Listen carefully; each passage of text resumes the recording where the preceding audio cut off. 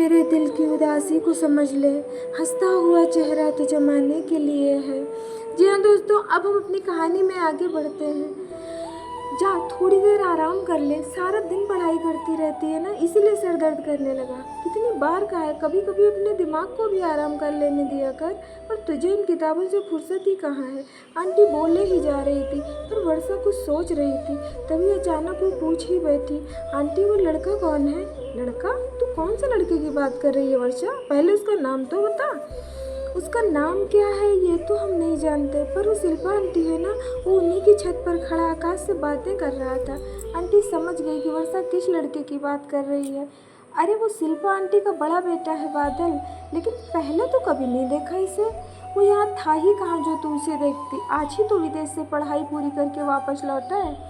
बहुत अच्छा लड़का है, इतने दिन विदेश में रहकर भी उस पर विदेशी रंग बिल्कुल भी नहीं चढ़ा।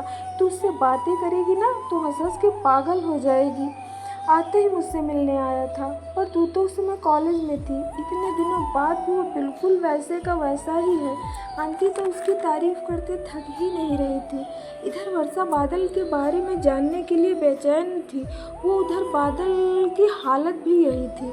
वो भी ठगा सा वहीं खड़ा रह गया और खामोश निगाहों से उधर ही देखता रहा जिधर से वर्षा गुजरी थी। आकाश उसके दिल की हालत समझ गया, पर बिल्कुल अनजान बनकर बादल से पूछने लगा, क्या बात है भैया, क्या देख रहे हो? हाँ कुछ नहीं, कुछ भी तो नहीं, बादल ने अटपटाकर जवाब दिया। ऐसा लगा जैसे वो अभी अभी नींद से जागा हो। आकाश उसकी हालत देखकर हंसने लगा। भैया क्या मैं आपको उल्लू नजर आता हूँ? आकाश शरारत भरे लहजे में बोला। नहीं तो, किसने कहा तुझे उल्लू? तो फिर क्या आप मुझे उल्लू बनाने की कोशिश कर रहे हो? जब कुछ है ही नहीं तो अचानक ये निगाहें किसे ढूंढने लगी? आकाश मुस्कुराते हुए बोला, नहीं यार ऐसी कोई बात नहीं। अच्छा ये बता, वो लड़की कौन थी जो अभी अभी इधर से गुजरी है? बादल की बात सुनते ही आकाश जोर जोर से हंसने लगा। देखा भैया, आखिर असलियत जुबान पर आ ही गई।